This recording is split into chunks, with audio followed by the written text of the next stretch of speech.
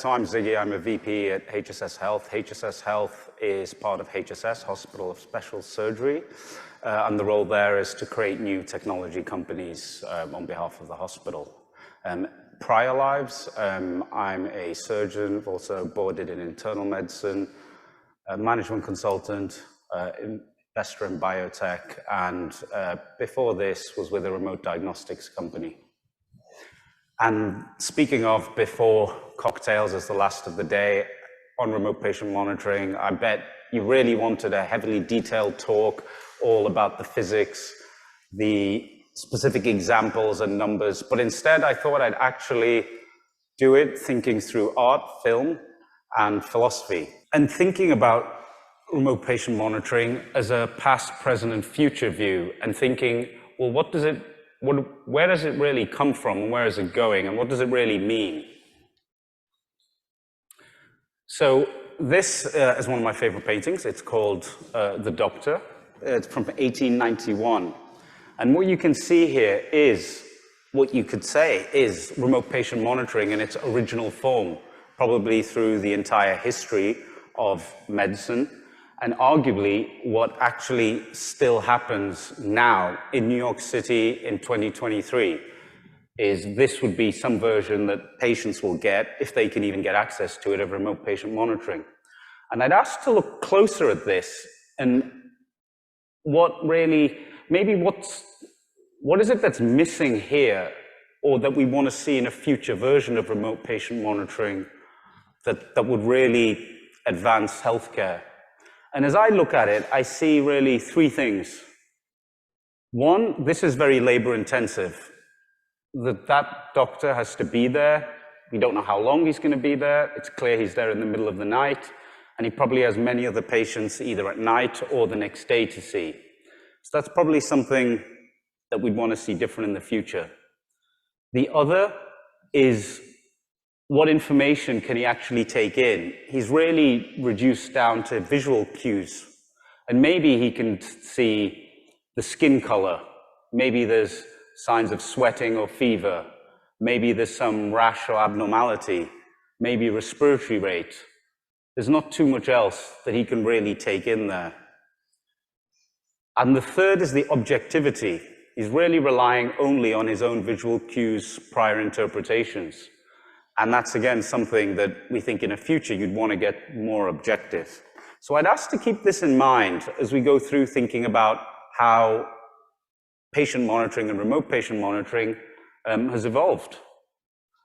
Towards the present could be any of these things. They're probably all still in use, but they also have varying length durations of histories. The typical outpatient center from the 1700s, the doctor's visit we've seen.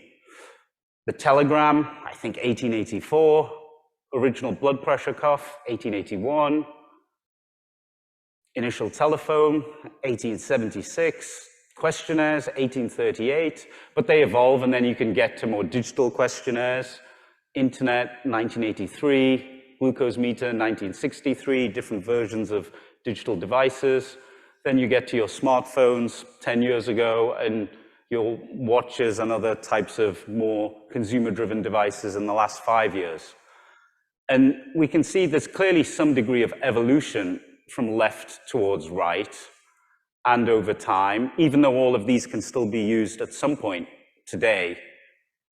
And I was thinking, well, what are really the high-level trends that you see through them?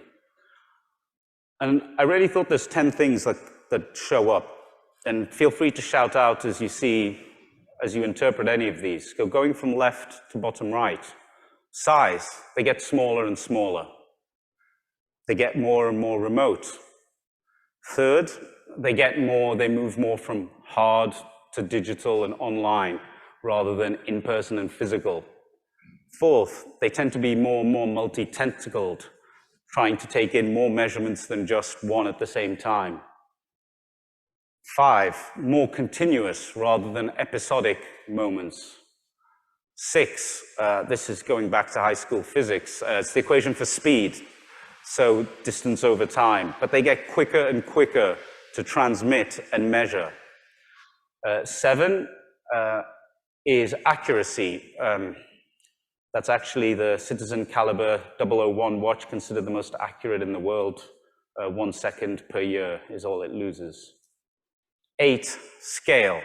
Thinking about methods that can measure on multiple people at the same time, as well as just multiple parameters. Number 9, if anyone recognizes that band, it's The Cure, but it's a move away from The Cure to more preventative monitoring rather than just when you're actually ill. And 10 is ownership. Progressively, there's more and more owners to the remote patient monitoring data, including the patient themselves.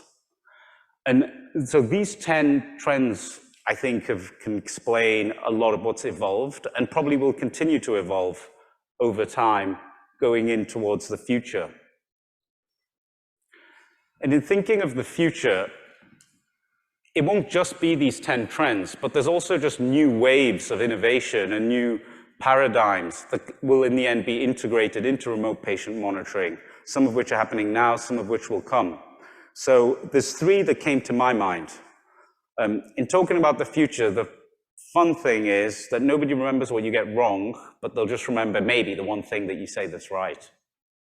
And so through 3 films, these are, I think, 3 big trends and waves that will be incorporated into remote patient monitoring. On the left, artificial intelligence. I think that becomes more and more intuitive as to how it gets used. Instead of simple relaying of static measurements, the interpretation can be taken from the provider through to be automated effectively. And then if you add in machine learning on top of that, maybe you don't need a provider at all. Terrible film though, by the way. Number 2, The Matrix. And this is thinking about the metaverse and alternative universes where, or alternative metaverses where you might have your avatar that you could be monitored through, or through a different modality, having your provider monitor yourself. And third, through nanotechnology and robotics, particularly thinking about, we've seen the devices are still tend to be big and clunky. They're getting smaller, as we've seen. But with nanotechnology, you'd look more then at implants and things that are more, that can deliver that constant data. And that is a much better film. In thinking also then about the evolution and towards the future, what actually, do we just want to keep going more in a simple technology-driven way and just adding more and more technology because we can? But what does it mean? And in the grander scope of healthcare, is it actually what we want to deliver better health?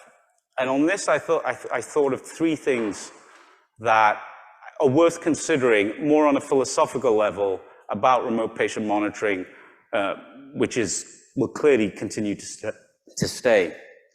So the first one is thinking about Jeremy Bentham's panopticon. So this was something that he'd written in 1783. So Jeremy Bentham was an English philosopher famous for the concept of utilitarianism. And on the right, you can see his mummified body, which is still in the lobby of University College London because he wanted everybody still to see it. But amongst his many things that he thought about prisons and how best you could monitor prisoners all the time and at scale. And so he developed this design, for which there are still prisons in the world based on this that have been built. But it's the idea with remote patient monitoring, we would effectively be living in some type of panopticon if you take it to that extreme end. And would we want to be? What does that mean for privacy? You can see in the center, there's a watchtower. Who is that watchtower? It might be the provider, could be central agencies, could be bad actor. So there's just something to consider as we shift into that more remote, continuous, multiple parameter, digital sense of monitoring for prevention more than cure. A second philosophical strand to think about, and this is from T.S. Eliot, who was an English poet and philosopher, who in 1934 wrote, as you can see, "Where is the wisdom we have lost in the knowledge? Where is the knowledge we have lost in the information?" And we've heard before that 30% of all data generated in the world now is healthcare data. And a lot of that will be from remote patient monitoring. But as you measure more and more continuously all the time on everyone, where does that really get us? Because that's all information, but what's the knowledge? I would think that the knowledge is actually, does it represent disease? What disease does it represent? But even the disease, the wisdom is really actually what's the way to better healthcare, because that's really what remote patient monitoring should be doing, rather than just giving numbers and figures or providing a picture. It should actually be driving towards better healthcare. So from here, I take a sense of thinking about remote patient monitoring. What do we really want to take rather than just everything all the time? And maybe that will change our perception of what we do want to measure or how much we want to measure. Third is through Martin Heidegger, who's more contemporary, and in 1954 wrote a lot about man's relationship with technology, including the essence of technology is by no means anything technological. And really, what he meant by that was that technology doesn't drive itself, but it's actually through man's desire to get scientific precision of the world around itself. And that's the way that, as technology innovators here, we think about, but there's something to think about the consequences of that. And with remote patient monitoring, if your devices with artificial intelligent algorithms and nanotechnology through the metaverse can measure all of that, what's our relationship with a provider, with a healthcare, or even with each other? Heidegger wrote about technology changes man's relationship. Actually, how do you think about your fellow human being as well? And so do we now become more numbers, or do we still become people and patients? So that, I think these are just running themes to continue. But to bring it full circle, in conclusion, is thinking about, well, we've got the past, and we think back to that image of the doctor there, and we've got these trends, these 10 trends, and then these 3 big waves, and these considerations to take us to the future. But what's really stopping us from getting from there to there?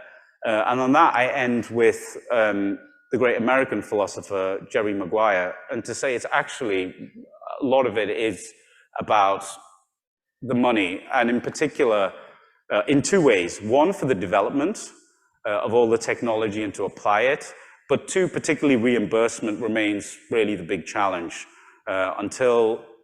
and there's more and more CPT codes coming out for remote patient monitoring. The reimbursement amounts are not as much as others. And so but the question really is then about the value in getting, when you get that reimbursement, I think people will see that. But feeding back into maybe what T.S. Eliot said, which is we want to see value also for that investment.